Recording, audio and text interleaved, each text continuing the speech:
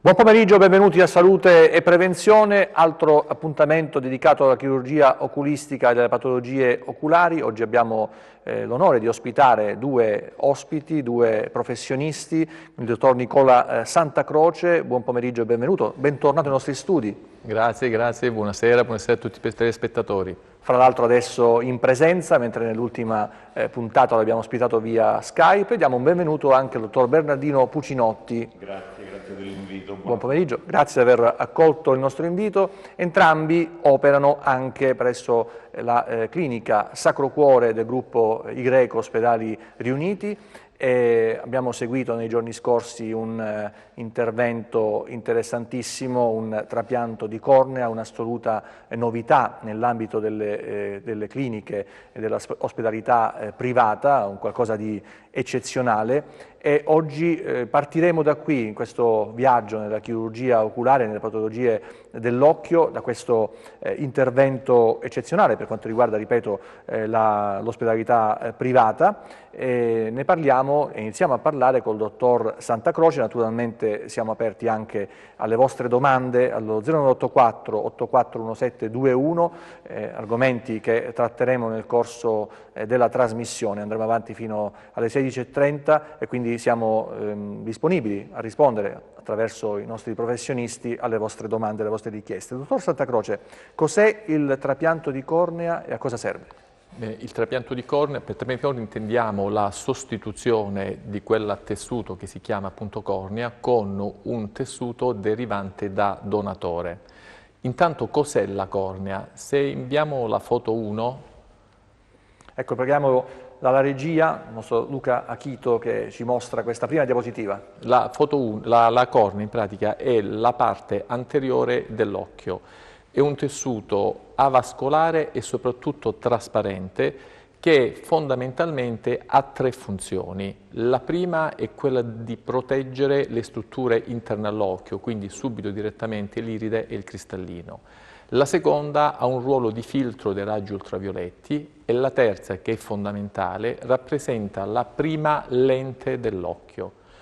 Cioè il bulbo oculare è un sistema diottrico che possiede due lenti. Una è la cornea, che serve a far passare le immagini appunto dal mondo esterno fino alla retina. Sulla cornea è responsabile dell'80% della trasmissione di questa immagine, mentre il cristallino, che nella seconda lente, ne è responsabile del 20%.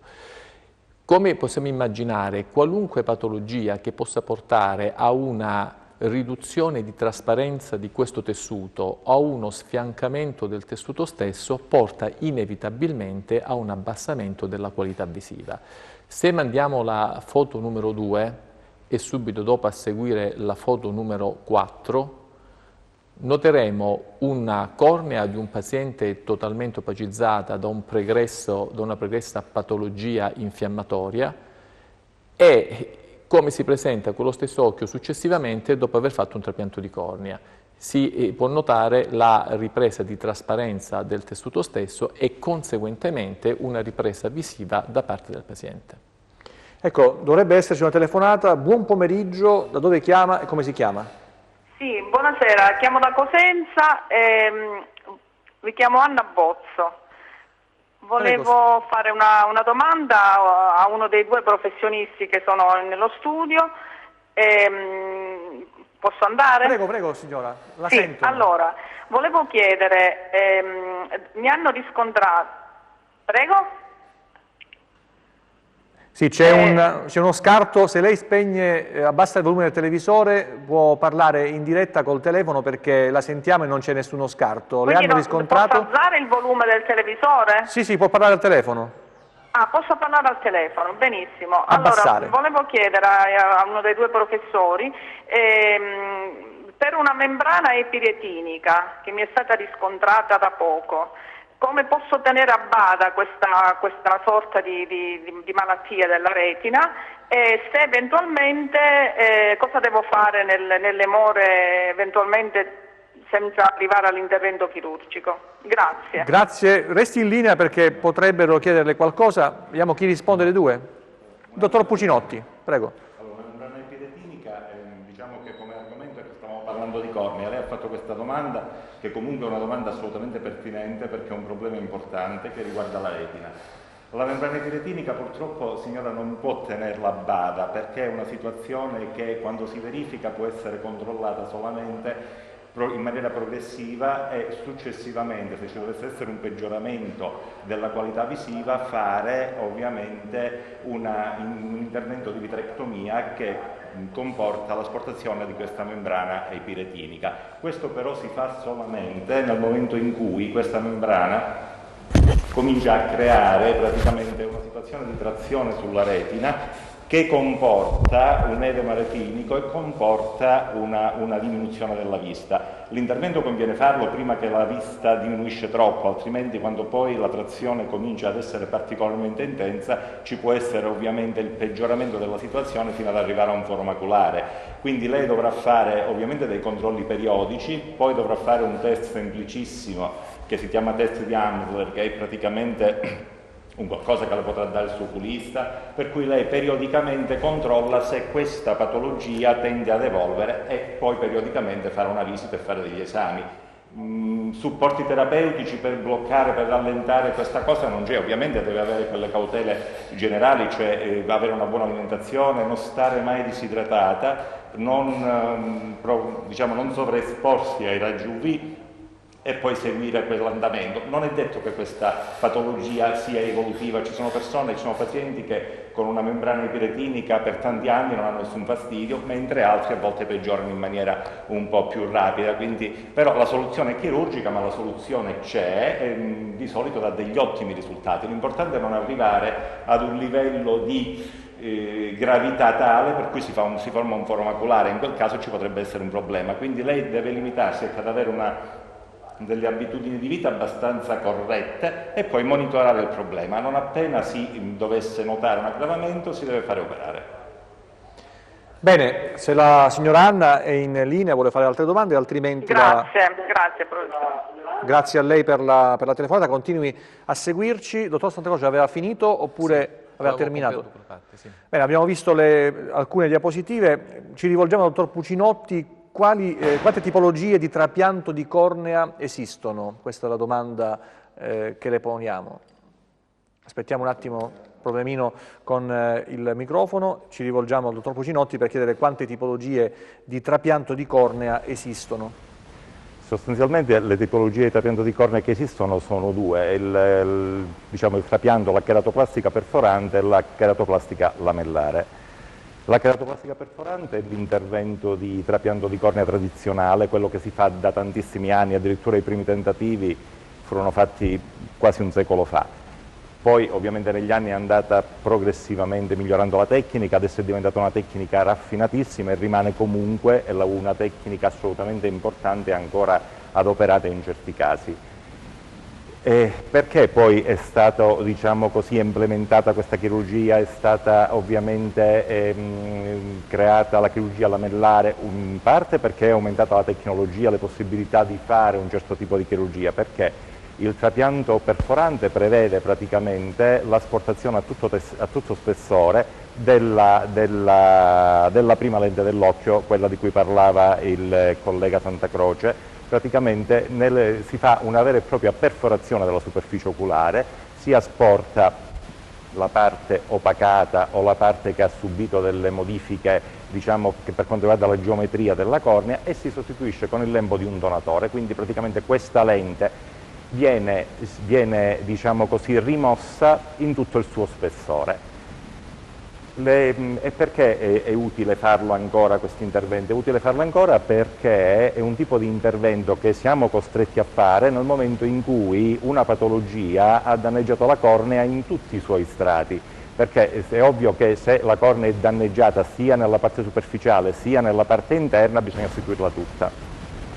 E quindi questo intervento è un po' più invasivo, però è un intervento che dà degli ottimi risultati. Invece la tecnica lamellare è una tecnica un po' più raffinata, un po' più indaginosa, ma che risulta molto meno invasiva e soprattutto ha un decorso migliore. E quant'è che si può fare? Si può fare solo quando praticamente il danno a livello corneale è un danno che non riguarda tutto lo spessore, Mi spiego bene perché forse per i non addetti al lavoro può essere un po' complicato. Dunque, la cornea, come spiegava il dottore Santacroce, è una lente e questa lente ha due facce ed ha uno spessore. Lo spessore di questa lente è intorno ai 500-600 micron nella parte più sottile, però pur essendo così sottile si riesce comunque con la tecnologia attuale a farne degli strati.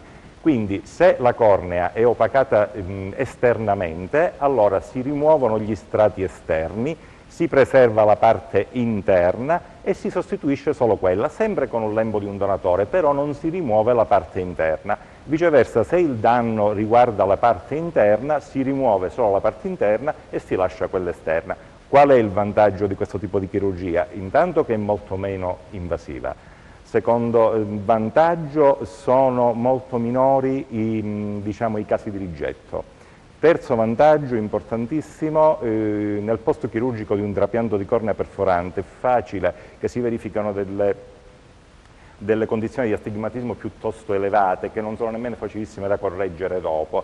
Invece questo tipo di chirurgia, cioè la chirurgia lamellare, è una chirurgia che di solito da un punto di vista ottico comporta dei difetti di vista abbastanza contenuti e un recupero molto più rapido, per cui difetti di vista bassi, rischi di rigetto ridotti, recupero visivo post chirurgico molto migliore e più rapido soprattutto. Quindi ovviamente quando è possibile conviene fare il lamellare.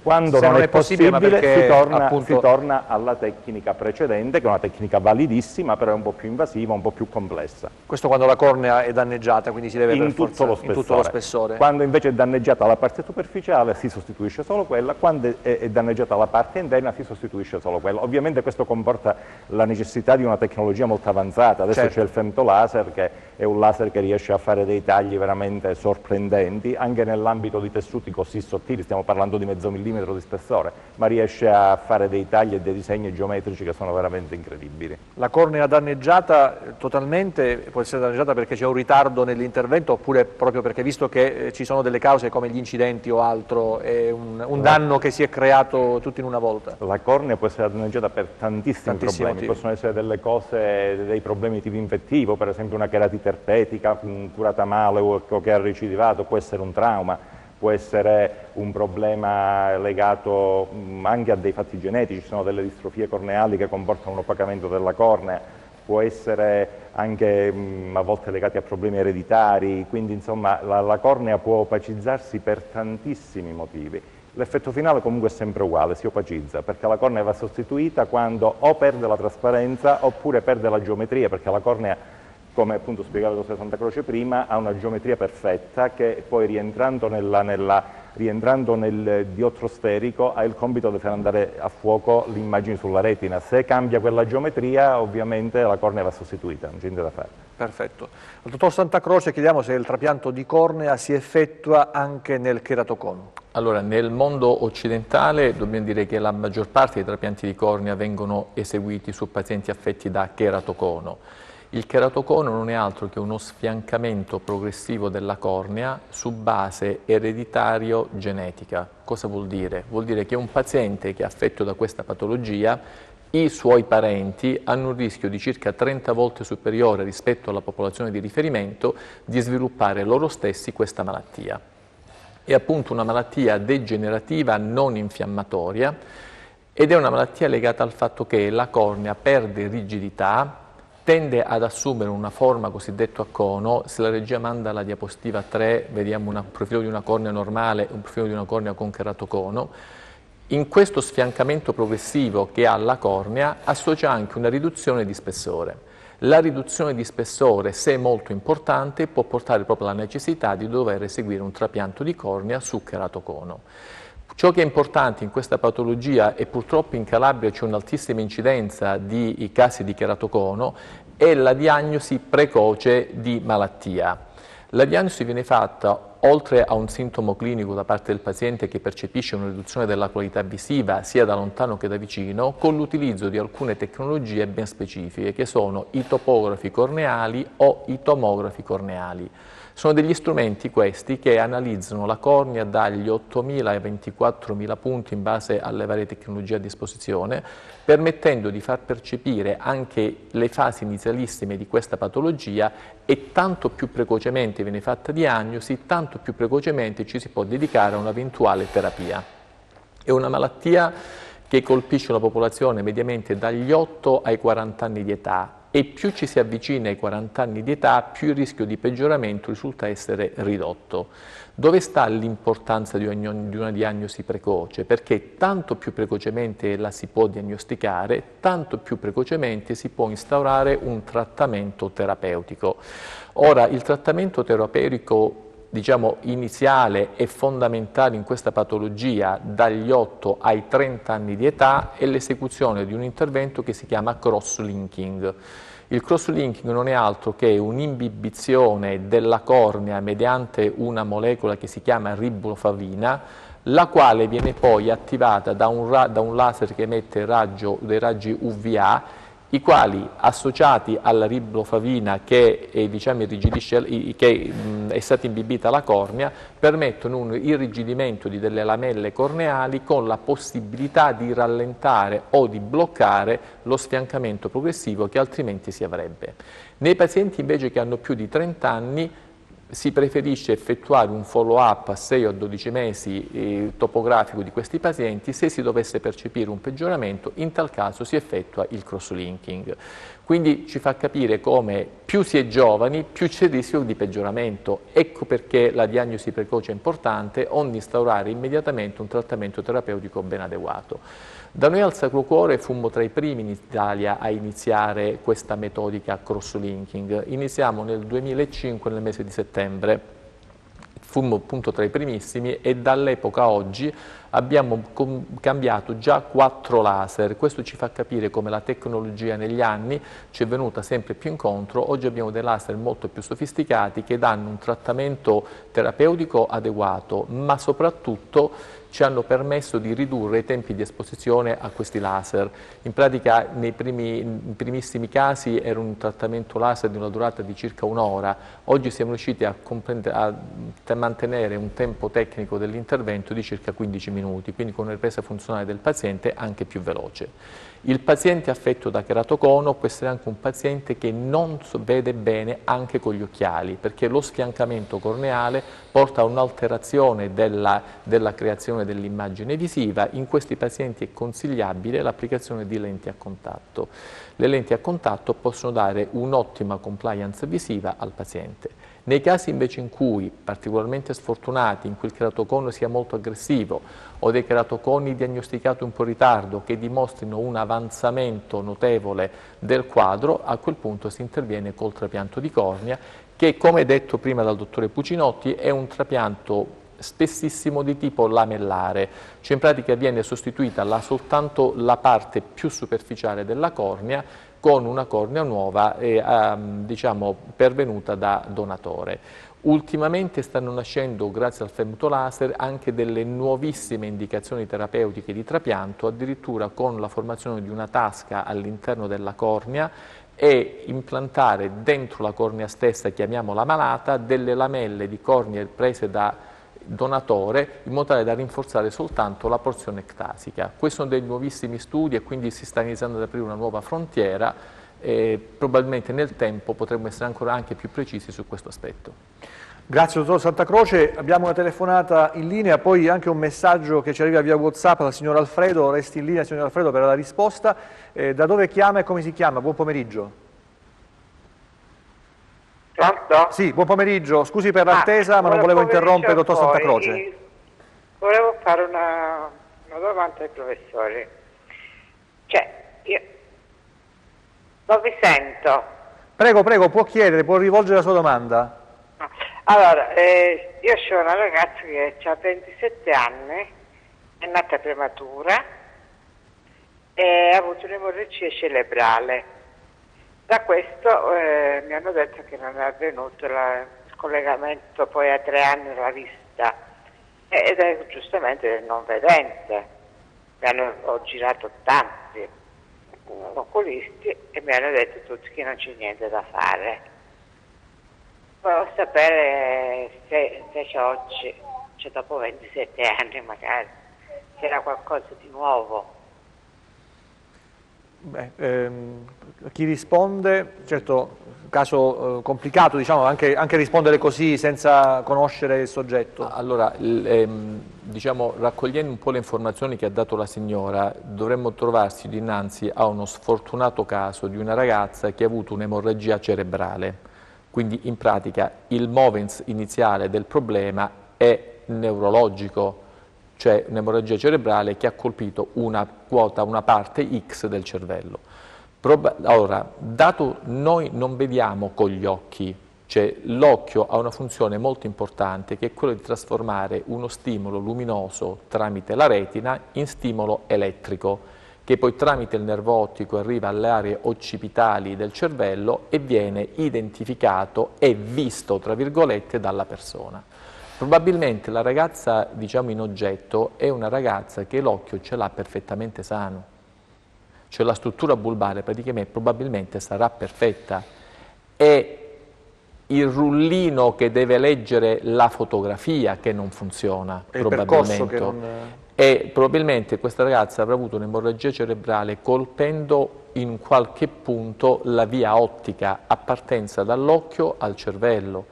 Ecco perché è stato detto purtroppo non c'è nulla da fare, perché in realtà non si tratta di un danno oculistico. Ripeto, probabilmente la struttura bulbare sarà perfettamente sana e probabilmente la trasduzione dell'immagine o la lettura da parte della corteccia occipitali che per motivo di alterazione creata dal danno neurologico fatto non le permettono di funzionare. Cioè non è proprio una patologia oculare, è una patologia purtroppo neurologica. Adesso infatti cioè, non vede proprio e adesso sono caduti pure, cioè, si vede proprio negli occhi, si vede il cristallino che si muove. E questo però è un altro discorso, signora, cioè se noi abbiamo un paziente che ha avuto un'emorragia cerebrale con un danno neurologico, quel danno neurologico probabilmente rimane. Però può anche darsi che se la ragazza ha perso visione di più nell'ultimo periodo, può darsi che quel minimo di trasduzione che c'era attualmente si è ridotto per un'anomalia insorta anche a livello oculare. Allora forse bisogna valutare se c'è anche un'anomalia oculare associata a quella neurologica, perché probabilmente su quella oculare, identificata bene, si potrebbe anche intervenire.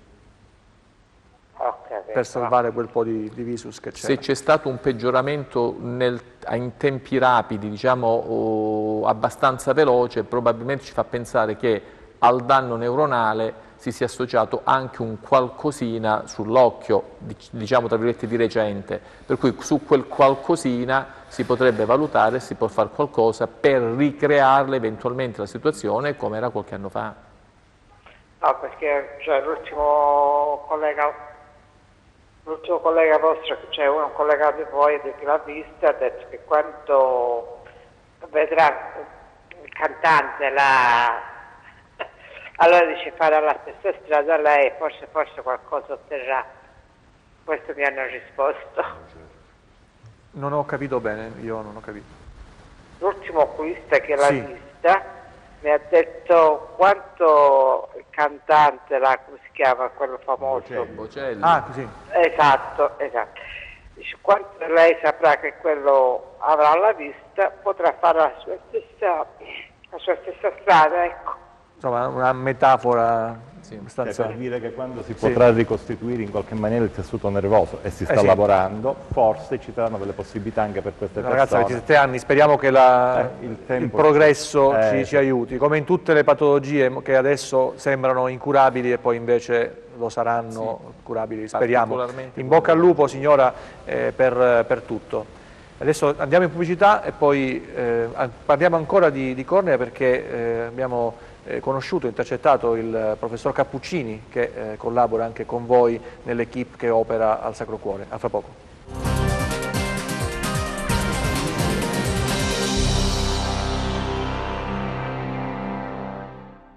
Ancora buon pomeriggio, seconda parte di salute e prevenzione, stiamo parlando di chirurgia oculistica e altre patologie dell'occhio, siamo in compagnia del dottor Nicola Santacroce e del dottor Bernardino Pucinotti, entrambi operano presso la clinica Sacro Cuore del gruppo Ospedali Riuniti I Greco. Abbiamo già affrontato diversi argomenti che riguardano la cornea, il trapianto di cornea in particolare. Nei giorni scorsi, come dicevo prima di andare in pubblicità, abbiamo intercettato il dottor Luca Cappuccini, che opera nell'equipe che sta operando attualmente al Sacro Cuore.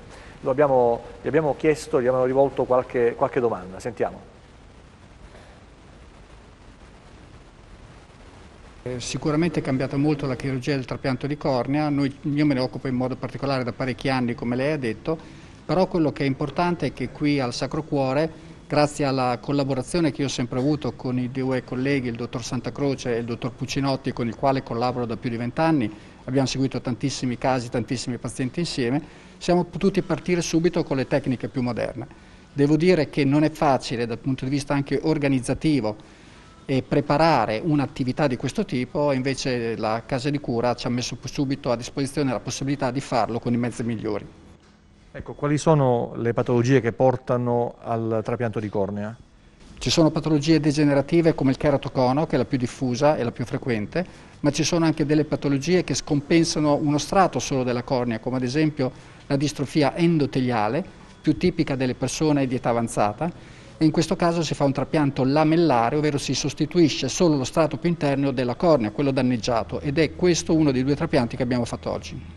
Qual è la durata di un'operazione chirurgica di trapianto di cornea? Ecco, oggi anche questo è calato molto, la tempistica. Una volta un trapianto di cornea poteva durare anche un'ora e mezza, oggi un trapianto endoteliale in 20-25 minuti siamo in grado di farlo. Ecco, in questo campo la donazione è importantissima. Sì, questo è fondamentale ovviamente perché i tessuti impiantati sono tutti da donazione da paziente ovviamente morto che ha donato il suo organo e quindi è un atto anche di amore nei confronti delle altre persone. E questo era il dottor Luca Cappuccini. Altra domanda per i nostri ospiti da Alfredo. 10 anni fa ho fatto il trapianto lamellare di cornea, mesi fa mi è stato riscontrato un inizio di cataratta allo stesso occhio trapiantato, ho 59 anni. L'intervento è complesso visto che ho già avuto il trapianto per keratocono e poi abbiamo una telefonata già in onda. Questa è la domanda che pongo al dottor Santacroce. Allora, l'intervento di cataratta in esito di keratoplastica lamellare è un intervento, tra virgolette, fattibilissimo.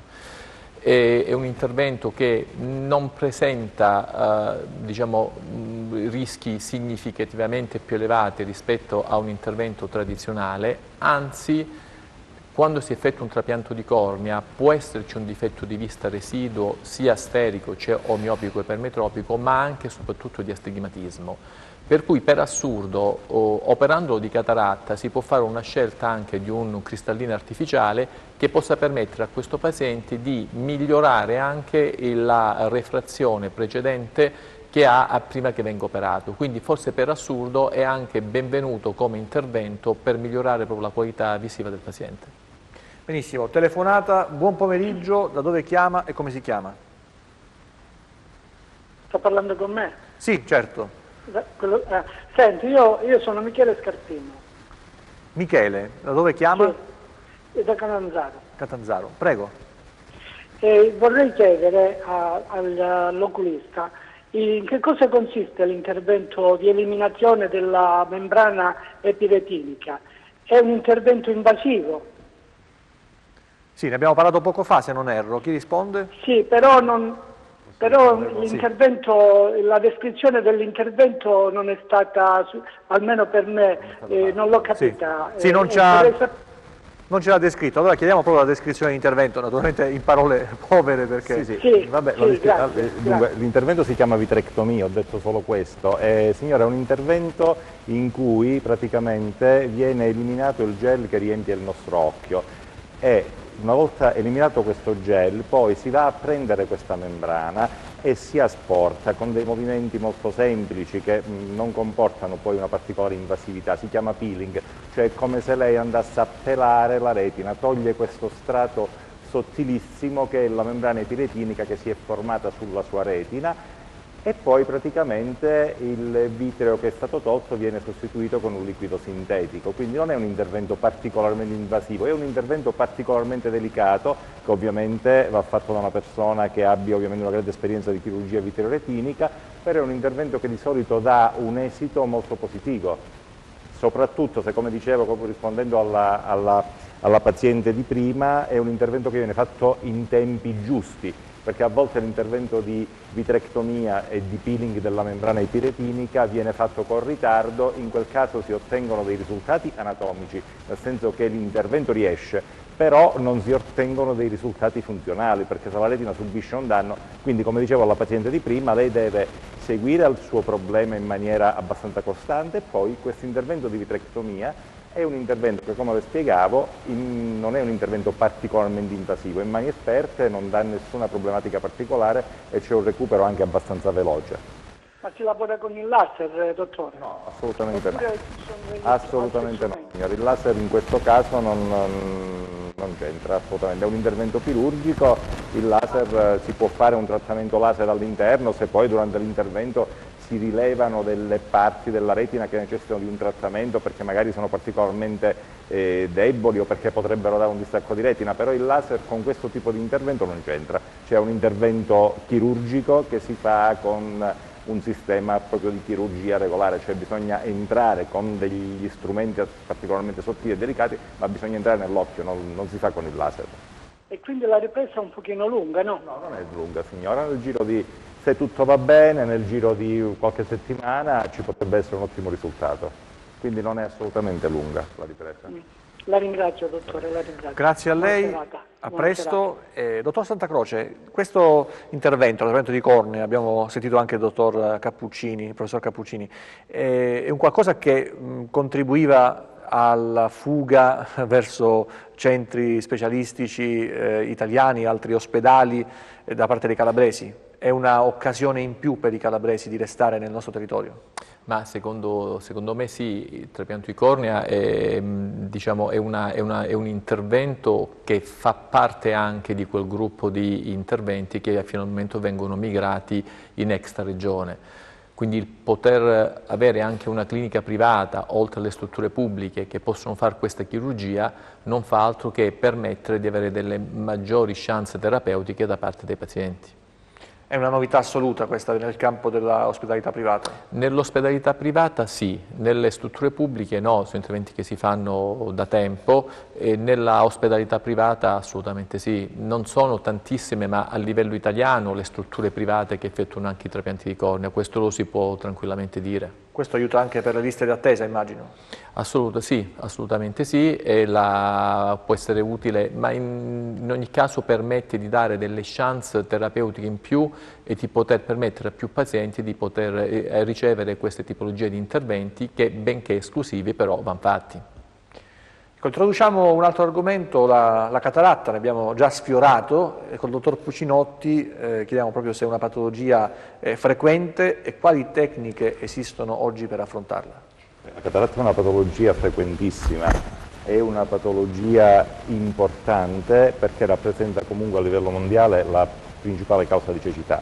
Sembra un fatto paradossale perché tutti sanno che ormai l'intervento di cataratta è una chirurgia eccellente che dà dei risultati eccellenti, però rimane la prima causa di cecità al mondo, e questa è una notizia veramente triste, perché purtroppo nei paesi in via di sviluppo questo intervento, che per noi è diventato un intervento di routine, purtroppo molte persone non possono accedere a questo intervento, ma non molte, milioni di persone, tant'è che il numero totale dei ciechi nel mondo è fatto da persone che hanno la cataratta. Cioè, questa è una notizia di una tristezza enorme, però sembra paradossale, ma è così. Cioè, noi possiamo risolverlo con un intervento di routine e con un risultato splendido. Milioni di persone restano cieche perché non possono fare questo intervento. Questo è il dato, per cui è una patologia importante numericamente a livello mondiale perché è la prima causa di cecità al mondo. Per quanto riguarda invece i paesi industrializzati, i paesi come il nostro, l'intervento di cataratta non è un intervento semplice, a volte si è banalizzato, questo è sbagliato, è un intervento perfetto come tecnica, nel senso che si è arrivata ad una perfezione assoluta di questo intervento, per cui chi lo esegue, chi ha esperienza, chi lo fa bene e segue in maniera corretta tutti i passaggi, ottiene un risultato veramente rapido. Rapido ed eccellente, ma per questo non bisogna banalizzarlo, perché molto spesso nella pratica quotidiana si sente, ah sì vabbè, una cataratta, quindi è come dire vado dal barbiere. Non è così, l'intervento di cataratta è un intervento eccellente, fatto bene. Se durante l'esecuzione dell'intervento non si seguono quelli che sono i tempi, non si effettua in maniera corretta, può essere un intervento invece particolarmente delicato e con delle conseguenze non buone. Quindi, tornando alla domanda se la cataratta è importante, è una patologia importantissima, nei paesi industrializzati però ha una soluzione eccellente, che è appunto la facomustificazione, che è questa tecnica che è diffusa in tutto il mondo e che viene fatta in maniera sempre più raffinata, sempre più perfetta, tant'è che molte cataratte si fanno addirittura per migliorare, si ottengono delle capacità visive superiori a quelle che si avevano prima dell'intervento di cataratta. Quindi la facomustificazione praticamente, così per dirlo in maniera semplice, consiste nell'introdurre attraverso delle aperture, attraverso dei tagli corneali piccolissimi, intorno ai 2 mm, una sonda ultrasuoni all'interno della camera anteriore dell'occhio. Questa sonda con delle vibrazioni a ultrasuoni va a distruggere praticamente il cristallino, che il materiale di risulta viene poi aspirato e eliminato dall'occhio. Attraverso questa stessa apertura di 2 mm viene introdotto poi il cristallino artificiale, che ovviamente entra attraverso questa cosa perché è ripiegato su se stesso. Quando entra nell'occhio si apre e diventa una lente che poi va a sostituire in maniera egregia il cristallino naturale. E si ottiene questo risultato ottimo. Negli ultimi tempi addirittura si sta cercando di migliorare ulteriormente questa tecnica, che è già perfetta, affiancando al facomustificatore un laser, che è il laser a femtosecondi, di cui si parlava poco prima appunto riguardo al trapianto di cornea. Questo laser consente di fare dei tagli assolutamente perfetti e creare delle geometrie al computer che poi il laser riproduce sull'occhio, quindi è uno strumento splendido. E questo strumento in questa fase è affiancato al facomustificatore nelle prime fasi dell'intervento. Però, dato che stiamo facendo informazione, a questo proposito secondo me è importante puntualizzare una cosa. Il laser a femtosecondi probabilmente sarà il futuro, probabilmente, però in questa fase qui è uno strumento eccellente che però ha un'importanza particolare soltanto in delle forme particolari che deve decidere poi il chirurgo, perché ci sono dei casi in cui usare il femtolaser fa una differenza rispetto a usare solo il facomustificatore e tanti altri casi in cui questo laser non serve. Ecco, ho voluto puntualizzare questo perché un pochino mi accorgo nella quotidianità succede che sta passando il messaggio per cui la cataratta fatta con laser è una cataratta è una tecnica più moderna, di serie A, è un lusso, invece la cataratta fatta con il facomustificatore è il vecchio metodo. Assolutamente, è una informazione sbagliatissima. Cioè scegliere se adoperare o no un femtolaser è soltanto una scelta del chirurgo. Di opportunità. Di opportunità, non è un lusso. Io mi posso permettere l'intervento con il laser, siccome è il migliore me lo faccio, se no faccio l'altro. Non è così. Cioè l'intervento, il gold standard della chirurgia della cataratta rimane il facomustificatore. In questo momento il femtolaser è un'implementazione, però voglio dire, è riservato solo a certi casi e solo a certe fasi dell'intervento, per cui va visto in questo modo. Dato che con laser c'è sempre una confusione, perché non so perché si è parlato di questo laser anche prima che esistesse il laser. Cioè mi ricordo 20 anni fa, ma la cataratta la facciamo con laser, non esisteva. Poi è arrivato il laser di fatto, è arrivato questo laser, quindi qualcuno che aveva visto Star Trek spazio.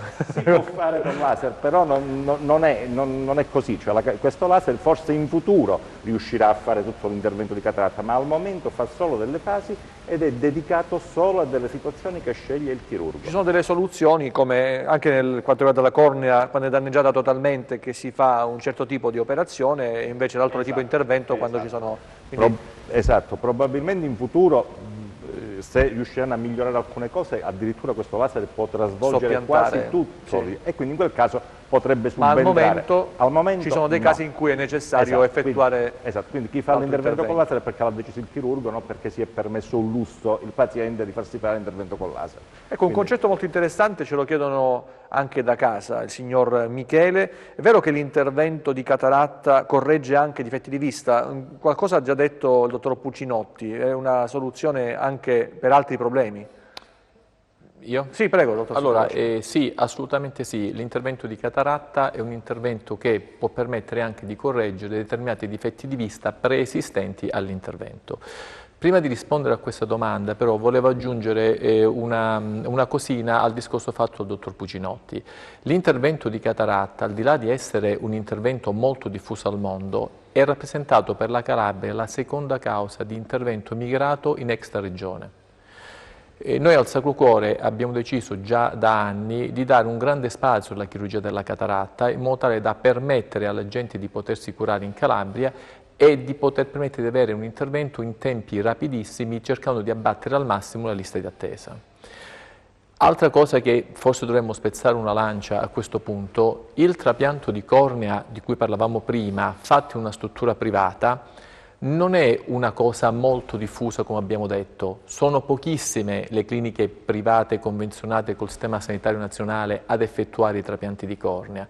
Questo succede probabilmente per un motivo. Le prestazioni sanitarie vengono rimborsate alle strutture private mediante un cosiddetto DRG, cioè tu fai una cataratta, quella cataratta ha un valore di DRG che viene rimborsato alla struttura privata accreditata. Il trapianto di cornea purtroppo ha un DRG molto molto basso, per cui possiamo garantire che l'intervento di trapianto di cornea per le strutture è un intervento a perdere. Oneroso. È un intervento oneroso, cioè il DRG in essere non copre la spesa economica che si ha per fare un trapianto di cornea. Però nonostante ciò, nella nostra struttura, ringraziando anche la proprietà della famiglia Greco, abbiamo deciso di continuare a fare anche questa tipologia di chirurgia che per la clinica è purtroppo una chirurgia, tra virgolette, a perdere economicamente. È una scelta di qualità questa? Una scelta di qualità e soprattutto una scelta di offerta. Noi gradiamo offrire ai pazienti che si rivolgono al Sacro Cuore una copertura della maggior parte delle problematiche chirurgiche che si possono avere. Tornando alla domanda di prima, così come le tecniche chirurgiche, come detto prima dal dottor Puccinotti, si sono evolute negli anni, sono evoluti anche i device, cioè quando noi eliminiamo il cristallino opacizzato, che è appunto la cataratta, impiantiamo un cristallino artificiale. Negli anni anche i cristallini artificiali si sono evoluti. Sin dall'origine del cristallino artificiale, cioè degli anni 80, i cristallini permettevano già all'epoca di compensare i difetti di vista semplici, cioè le presbiopie, cioè vuol dire le ipermetropie e le miopie. Cioè, quindi già dagli anni 80 noi riuscivamo con i cristallini artificiali a correggere questo difetto di vista se preesistente nel paziente. I nuovi cristallini, ed è diciamo negli ultimi 10 anni che c'è stata una accelerazione di questa tecnologia, si possono suddividere in cristallini cosiddetti monofocali di qualità oggi elevatissima che permettono di correggere appunto i difetti di vista semplici, cioè la miopia e l'ipermetropia. Si aggiungono i cosiddetti cristallini torici che permettono di compensare in pazienti selezionati anche l'astigmatismo e i cristallini cosiddetti diffrattivi o ultimamente a profondità di fuoco che in pazienti accuratamente selezionati possono permettere di correggere, oltre che l'eventuale ipermetropia o l'eventuale miopia o l'eventuale astigmatismo, anche la presbiopia. Questo è un grande passo avanti che si è fatto nell'utilizzo di questi device perché ci possono permettere di fornire una visione al paziente probabilmente migliore di prima che si operasse, andando proprio ad agire in quello che era il difetto di vista preesistenza dello stesso. Ovviamente non tutti i cristallini sono per tutti, i pazienti vanno adeguatamente studiati e selezionati. In pazienti in cui è fattibile questa chirurgia danno dei risultati effettivamente molto gratificanti, sia per il chirurgo che per il paziente stesso. Abbiamo visto le diapositive, dottor Santacroce, possiamo... Sì, abbiamo delle diapositive dove ci fanno vedere una cataratta, se mandiamo sono la 5 e la 6. questo è un occhio con cataratta, diciamo matura, e poi c'è una diapositiva molto carina che è del device che si impianta quando si sostituisce il cristallino. Questo è il cristallino artificiale. Sì. E questo è un cristallino artificiale, hanno grosso modo questa dimensione ed è quella lente che poi viene impiantata dentro l'occhio per sostituire il cristallino preesistente opacizzato, e in base alle caratteristiche del paziente possono permetterci appunto una correzione del difetto di vista preesistente. Grazie dottor Santacroce. Con il dottor Pucinotti introduciamo un altro argomento, quello di una patologia che è molto diffusa anche in Calabria, soprattutto in Calabria, il diabete. Ha un'influenza anche sulla vista, colpisce anche l'occhio? Purtroppo sì. Purtroppo sì, il diabete è una patologia che colpisce tutto, dalla pianta del piede al cervello, quindi un diabete non gestito bene diventa una malattia devastante che non consente grossi margini, cioè crea senz'altro un'invalidità. Invece un diabete che viene gestito bene è un diabete che consente una qualità di vita normale. L'occhio è tra gli organi bersaglio maggiori, insieme al rene, insieme al cuore, insieme al sistema nervoso periferico, e tra gli organi che vengono più interessati dal diabete. Infatti la retinopatia diabetica rimane nei paesi industrializzati la prima, mentre poco fa dicevamo che la cataratta era la prima causa di cecità nel mondo perché ci sono i paesi in via di sviluppo, nei paesi invece industrializzati, quindi nei paesi sviluppati, il diabete è la prima causa di cecità per le persone in età lavorativa. Quindi questo, oltre al danno immenso per i pazienti, ha anche un impatto sociale, economico che è devastante. Con una grossa differenza, quello della cataratta è una cecità che può rientrare, quella invece col diabete è peggiorativa. È assolutamente irreversibile. Infatti, a proposito della malattia diabetica, si fa moltissimo per curare i danni oculari da diabete, però ancora più importante è la prevenzione di questi danni, perché per i danni ci sono molti rimedi di cui magari parleremo dopo, però la prevenzione è alla base, quindi è fondamentale per i diabetici una stretta collaborazione tra il medico di medicina generale, il diabetologo e l'oculista, perché il paziente, e poi il paziente, la convivenza del paziente è fondamentale, perché se il paziente è un paziente collaborante, un paziente che segue le indicazioni, ha un contesto familiare dove queste indicazioni vengono applicate, allora il compito dei medici diventa più facile. Se il contesto familiare il paziente non è aderente assolutamente alle indicazioni che si danno, diventa una lotta, una battaglia persa. Però ecco, anche avendo a che fare con dei pazienti collaboranti, è fondamentale l'interazione tra il medico di medicina generale, il diabetologo e l'oculista, perché per fare prevenzione bisogna seguire il paziente in maniera stretta. Ovviamente i valori glicemici sono alla base, cioè la cosa più grave di tutti che avviene in un paziente diabetico sono gli sbalzi di glicemia, non è soltanto la glicemia alta, ma le iperglicemie e le ipoglicemie. Questi sbalzi glicemici sono ovviamente per i tessuti un danno devastante e creano un danno vascolare che è veramente grande. A proposito dell'impatto sull'occhio, il diabete danneggia a tutti i livelli l'occhio, a cominciare dalla motilità, cioè le persone diabetiche spesso vanno incontro a strabismi, le persone diabetiche vanno incontro prima a cataratta, le persone diabetiche possono andare incontro a neuropatie diabetiche, cioè un interessamento del nervo ottico. E poi la cosa invece più grave in assoluto è la retinopatia diabetica, che interessa tutte le parti della retina fino a portare appunto alla cecità legale nel numero più grande di persone nei paesi industrializzati.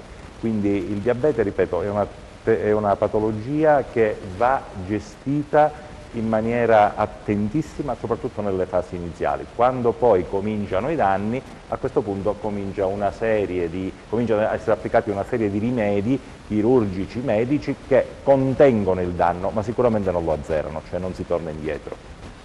Dottor Santacroce, come si combatte il diabete oculare? Allora, il diabete, come già ha fatto ben capire il dottor Pucinotti, è una patologia terribile proprio per il corpo umano, terribile anche e soprattutto per l'occhio. Allora, la prima cura del diabete oculistico è la cura del diabete generale. C'è uno studio americano, credo che sia stato tra gli studi scientifici protratti per maggior tempo della storia della medicina, che è durato addirittura 25 anni. Questo studio ci ha dato delle informazioni molto importanti. Si è capito che i pazienti che avevano curato bene il diabete sin dall'inizio della patologia hanno avuto scarsi o pochi danni visivi alla lunga sull'occhio.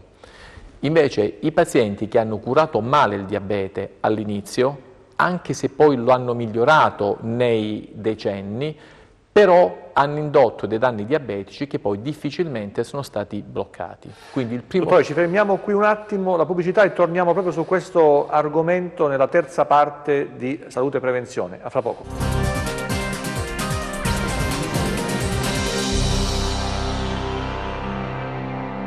Ancora buon pomeriggio, terza e ultima parte di Salute e Prevenzione, parliamo di chirurgia oculistica. In questo momento stiamo parlando con il dottor Santa Croce di diabete e di problemi oculari, di come si combatte il diabete oculare. Ci riferiva di questo studio americano. È importantissimo affrontare subito la patologia del diabete e trovare un equilibrio, altrimenti i danni poi si portano dietro negli anni e si va a peggiorare una situazione che altrimenti potrebbe essere stabile, quindi evitare danni maggiori agli occhi, controllando il diabete.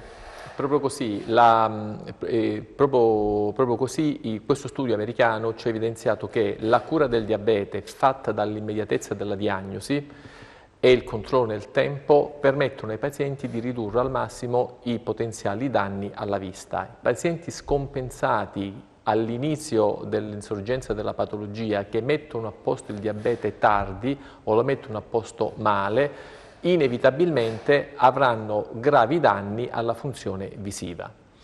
Ora, quindi il primo punto di un paziente diabetico deve essere: mi controllo dall'oculista, mi controllo dal diabetologo, mi controllo dal mio medico di medicina generale. Però il primo punto è il diabete altamente sotto controllo. Cosa crea il diabete nell'occhio? Il diabete ha una caratteristica sul tessuto, colpisce anzitutto prevalentemente la retina. Cosa succede sulla retina? Il diabete crea una iperaggregabilità del sangue, cioè tende a fare delle subocclusioni vascolari del tessuto retinico.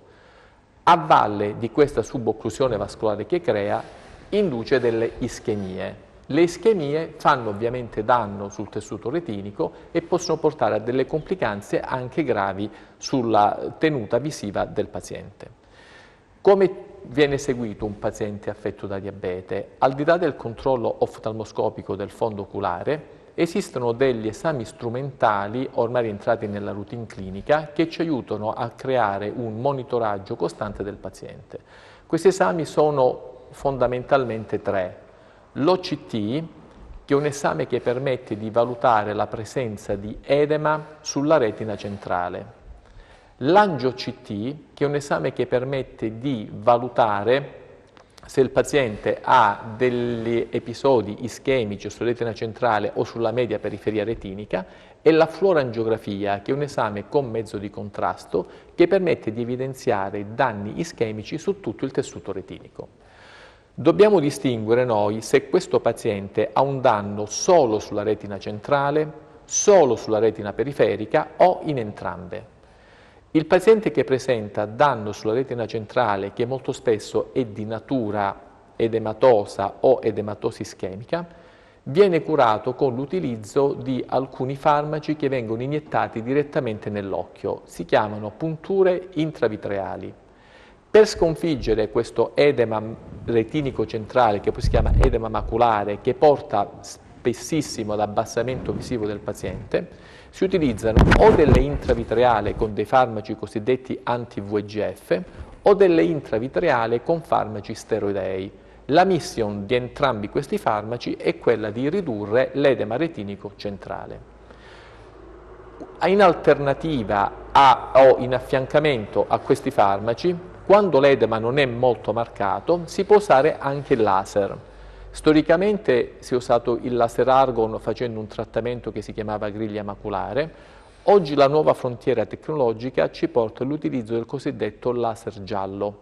Il laser giallo ha un funzionamento non distruggente tessuto retinico, ma attiva l'epitelio pigmentato, che è la parte più interna della retina. Attivando l'epitelio pigmentato ne migliora la performance di pompa e dell'acqua dell'epitelio, permettendo il riassorbimento dell'edema. Quindi il laser giallo può essere usato in associazione o su edemi non molto marcati anche da solo nel trattamento dell'edema maculare centrale, che segue il trattamento del danno retinico quando colpisce la retina centrale. Se il danno invece, come spesso succede soprattutto nelle fasi iniziali, colpisce la periferia della retina, la colpisce creando delle ischemie. Le ischemie retiniche periferiche vengono annullate con il cosiddetto laser argon. Forse è ormai in cultura comune dire ho fatto il laser perché avevo il diabete alla retina. Bene, questo laser è il laser argon, che è servito a fare delle piccole bruciature sul tessuto retinico per annullarne l'ischemia. È stata una frontiera degli anni 80 del laser trattamento nel paziente diabetico e dobbiamo dire che è un trattamento che ha salvato la vista a migliaia e migliaia di persone. Associato al trattamento laser della retina periferica possono essere anche associate le punture intravitreali di anti-VEGF. I farmaci anti-VEGF riducono l'ischemia perché tendono a chiudere i neovasi che si sono formati proprio per l'ischemia diabetica indotta.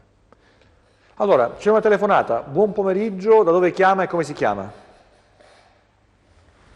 Chiamo da Castro Libero. No, è un altro. Salve, ci dica. Pronto? Sì, può parlare, abbassare il volume della televisione, così può parlare direttamente dal telefono e noi la sentiamo. Sì, chiamo da Castro Libero. Prego, può rivolgere la domanda ai nostri professionisti. Sì, dovrei sottopormi ad intervento di vitrectomia per membrana premaculare. Sì? Prego, può porre la sua domanda, cioè solo questa è la domanda, deve sottoporsi a questo intervento. Solo questa. Non so se mi dovrei operare da questo intervento, in che cosa consiste, se è invasivo. Ah, vuole sapere questo, se è un intervento... La membrana premaculare è comunque una membrana epiretinica, quindi è esattamente quello che ha chiesto la signora di poco fa, cioè questa membrana premaculare è comunque una membrana diciamo preretinica, quindi la risposta è uguale, cioè se deve fare questa vitrectomia diciamo è un intervento invasivo, però è un intervento che in mani esperte consente un recupero visivo abbastanza rapido. Quindi come spiegavo poco fa alla paziente che ha telefonato prima, l'importante è farlo entro tempi giusti, cioè non aspettare che questa membrana premaculare crei alla retina sottostante un danno tale per cui anche se si ripara dopo funzionalmente non è più diciamo, efficace. Per cui se le hanno dato l'indicazione alla chirurgia, lei deve farla con molta fiducia e con molta rapidità perché appunto vuol dire che è venuto il momento giusto. Se invece aspetta dei mesi potrebbe poi lo stesso intervento non dare lo stesso risultato. È uno di quei casi in cui è meglio intervenire prima che... Evidentemente se gli hanno detto che deve operarsi, l'oculista che lo segue ha ritenuto che la sua situazione sta evolvendo verso un fatto negativo e quindi è opportuno che lo faccia subito. L'intervento, ripeto, lo può affrontare con tranquillità perché è un intervento importante, ma non è un intervento invasivo, non è un intervento sconvolgente assolutamente, è un intervento che si fa e si recupera anche nel giro di tempi rapidi, però non deve aspettare troppo tempo, altrimenti poi diventa un intervento che riesce ugualmente ma funzionalmente inutile, cioè lei continuerà a non vedere. Va bene così? La ringraziamo, grazie. Grazie a lei. Dottor Santacroce, non so se dalla regia abbiamo visto le immagini che riguardano il diabete abbiamo due oculare. immagini, uno è un fondo oculare di un paziente normale e una è un'immagine di un fondo oculare di un paziente diabetico, con tutti i danni di diabete associati, con i vari cicatrici, emorragie, eccetera, eccetera. Ci sono poi dei casi ancora più estremi in cui il paziente però ha delle emorragie che possono coinvolgere anche l'intera parte interna dell'occhio e si chiama emovitreo. In questi casi è necessario poi effettuare un intervento che si chiama vitrectomia. Con questo intervento viene asportato sia il vitreo, che è questo gel interno all'occhio, sia il sangue che ha invaso questo vitreo appunto per emorragia, permettendo quindi una rivisualizzazione dei tessuti retinici e una ripresa funzionale per quanto possibile da parte dei pazienti. Telefonata, buon pomeriggio, da dove chiama e come si chiama? Sono Giuseppe. Pronto? Sì, Giuseppe, da dove chiama? Da Crotone. Da Crotone. Prego, può rivolgere la domanda ai nostri professionisti. Volevo chiedere notizie sulle mosche volanti agli occhi, che è questo problema abbastanza fastidioso. Mosche volanti, vede questa immagine, dottor Santa Croce. Allora, intanto andrebbe fatto un controllo ben accurato del fondo oculare per valutare e capire che la retina non abbia alcun danno. In linea di massima le mosche volanti sono dovute noi abbiamo all'interno dell'occhio una cavità occupata da una gelatina che si chiama vitreo, come detto già anche precedentemente dal dottor Pucinotti. Questo vitreo è formato da acqua, acido ialuronico e altre sostanze. Quando c'è una evaporazione dell'acqua o una precipitazione di quest'acido, si creano delle piccole concrezioni che il paziente riferisce come corpi mobili volanti. Ora, il trattamento di queste forme è innanzitutto un trattamento di ripristinare un'ottima idratazione corporea, quindi bere molta acqua, si possono associare anche degli integratori specifici per migliorare appunto la qualità e la struttura del vitreo. Nei casi un pochino più gravi esistono anche dei laser specifici che vengono utilizzati per il trattamento dei corpi mobili praticamente più importanti, in maniera tale che vengono dissolti per l'utilizzo di questo laser. Però in gran parte dei casi è un segno di disidratazione del vitreo stesso, quindi è molto importante una alimentazione con frutta, con vitamina C, con un'accurata idratazione corporea e se necessario anche degli integratori specifici che sono sul mercato. C'è un'altra domanda che riguarda la cataratta in pazienti tra i 50 e i 60 anni, è come quella per gli anziani? Sì, fondamentalmente sì, la metodica è uguale, il risultato o l'intervento è andato bene è uguale, la cataratta anche se più giovanile rispetto all'età più avanzata, però come tipologia chirurgica il risultato è totalmente sovrapponibile. Arrivano altre domande. Dottor Pucinotti, cos'è la maculopatia? Intanto salutiamo il nostro telespettatore Giuseppe da Castrolibero, se non erro. Spero che la risposta sia stata esauriente, non ha altre necessità. C'è un'altra telefonata, quindi prima di parlare di maculopatia, perché c'è un'altra domanda che arriva, sentiamo chi ci chiama, da dove chiama. Salve, sono Eugenio, chiamo da Cosenza. Prego Eugenio, ci dica. Volevo sapere, siccome ho sentito la telefonata di prima, volevo sapere, siccome mio padre deve fare lo stesso intervento, se qui a Cosenza lo fate. Quale intervento? La membrana epidetinica? Pronto? Quello sulla retina. Ah, sulla retina. Prego, sì. Sì, certamente, sì. Si fa normalmente nella nostra casa di cura, si fa anche in altre strutture, c'è un intervento che nei reparti di oculistica anche calabresi si fanno tranquillamente. Insomma, a questo proposito è bene puntualizzarlo, insomma, che in Calabria sia la nostra università, i nostri ospedali e le nostre case di cura accreditate, diciamo, gli interventi sulla retina li fanno in maniera ovviamente costante, quindi non è assolutamente un motivo di emigrazione, lo facciamo tranquillamente, senza nessun problema. La novità per quanto riguarda, ricordiamo, l'ospedalità privata è quella del trapianto di cornea in Calabria. Esatto. Quella è la novità appunto perché è un intervento particolare, un intervento anche molto dispendioso, ma la chirurgia della retina è una cosa che si fa anche su grandi numeri, ecco, normalmente nei reparti tranquillamente, quindi non è assolutamente il caso che lei vada fuori, poi è una sua scelta ovviamente. Grazie, mi sembra che prima il signor Giuseppe era di Crotone, non di Castrolibero, forse ho sbagliato, mi sono confuso perché abbiamo telespettatori che telefonano da diverse zone, come avete notato, da Cosenza, Castrovilla, di Crotone, Catanzaro, Reggio Calabria. Telefonata, buon pomeriggio, da dove chiama e come si chiama? Pronto? Pronto? Sì, prego. Allora, mi chiamo Maida Michele. Prego. Volevo chiedere ai dottori, allora, premetto che non sono diabetico e ho un problema di uveite che adesso mi è sopraggiunto pure un edema maculare. Quindi uveite ed edema maculare. Ecco. Prego, dottor Pucinotti. Sì. L'edema maculare è spesso una conseguenza dell'uveiti. Le uveiti rappresentano un problema particolare. Perché? Perché le uveiti praticamente sono un'infiammazione delle strutture interne dell'occhio, dell'uvea. Il grosso problema dell'uveiti è che il 50% delle uveiti rimangono senza una diagnosi eziologica. Mi spiego, cioè non si capisce nel 50% dei casi da dove parte questa infiammazione. Un po' come la neurite.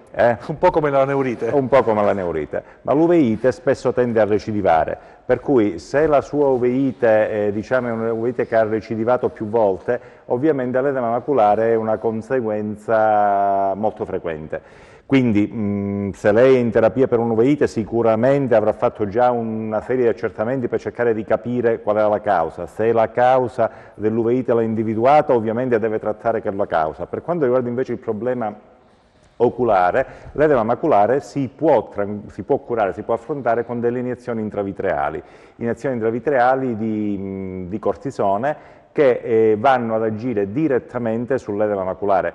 Però è auspicabile che parallelamente a questo trattamento del suo problema lei riesce a curare l'uveite, perché il trattamento che si fa col cortisone intravitreale dà un buon risultato, si può anche ripetere, però non è la soluzione del problema, nel senso che se dell'uveite non si individua l'eziologia e l'uveite recidiva, il cortisone non è che risolve il problema per sempre, risolve il problema per il momento, contiene il problema per il momento, però diciamo, la recidiva non viene riparata. E poi questo cortisone intravitreale si può anche ripetere, però non si può ripetere tante volte, perché non in tutti i soggetti, ci sono dei soggetti che si chiamano cortisone responder, che se vengono sottoposti ad iniezioni intravitreali successive di cortisone potrebbero sviluppare un glaucoma.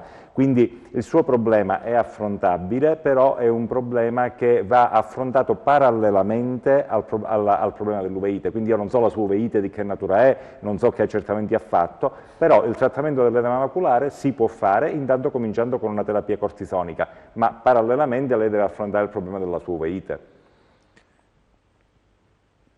Prego, ci sono altre domande? Come? Ci sono altre domande?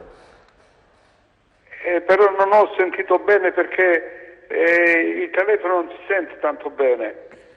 Allora, in sintesi è una patologia che va affrontata al meglio, può ripetere in sintesi il concetto? Ecco, l'edema maculare, lei mi ha parlato di un edema maculare, l'edema maculare si può curare, ci sono delle iniezioni intravitreali che danno ovviamente un'ottima risposta al problema dell'edema maculare che è provocato da un'uveite, però se l'uveite che ha ritorna perché non si è capita qual è l'origine dell'uveite, e allora il trattamento dell'edema maculare che dà una soddisfazione, dà un risultato buono nell'immediato, potrebbe, se la sua uveite si ripete, ritornare. Quindi la soluzione del problema c'è al momento, ma parallelamente deve essere affrontato il problema dell'uveite, altrimenti è una soluzione temporanea.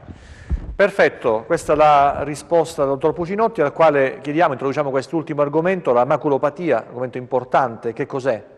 La maculopatia, maculopatia è un termine generale che sta ad indicare la malattia della macula. La macula è la parte centrale della retina, la parte più nobile della retina.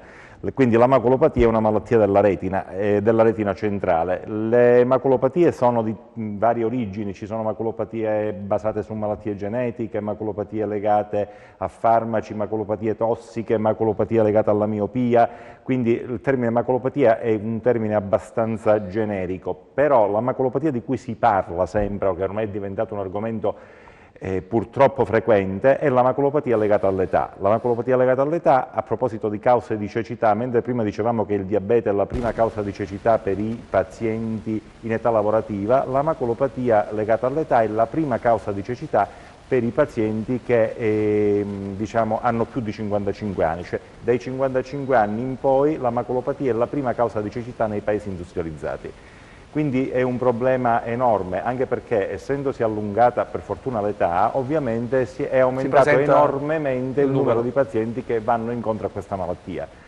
La maculopatia è una malattia multifattoriale, quindi perché uno dice come faccio ad evitarla? Purtroppo non si può evitare, è multifattoriale, nel senso che è dovuto a fattori genetici che purtroppo non possiamo risolvere, perché se uno geneticamente ha una predisposizione alla maculopatia ha più probabilità di contrarla, ma di fatto la maculopatia può venire a chiunque, cioè nessuno di noi è immune dal poter andare incontro a una maculopatia legata all'età dopo i 55 anni. Ovviamente la prevalenza da un punto di vista statistico in una persona di 55-60 anni è minima, sarà una persona su 100, ma invece andando avanti con l'età, cioè a 85 anni, interessa quasi il 15-20% della popolazione, quindi capite bene che sono dei numeri enormi, il 15-20% della popolazione che ha questo problema, tenendo conto che la vita media si è allungata, moltiplicando fa dei numeri veramente enormi. Cosa possiamo fare noi per prevenire? Intanto, siccome come dicevo prima è una malattia multifattoriale, si possono modificare alcune cose.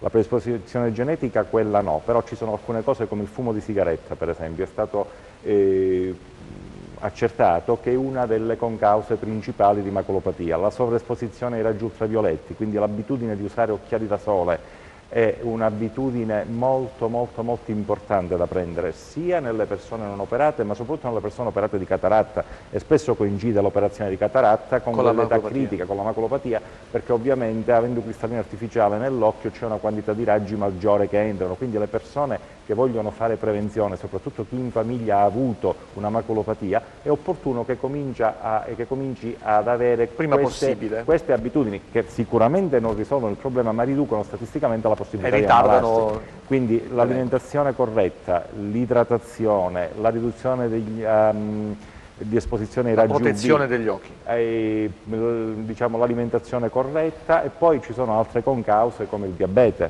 come l'ipertensione e l'obesità. Queste sono delle concause che statisticamente aumentano l'incidenza della maculopatia legata all'età.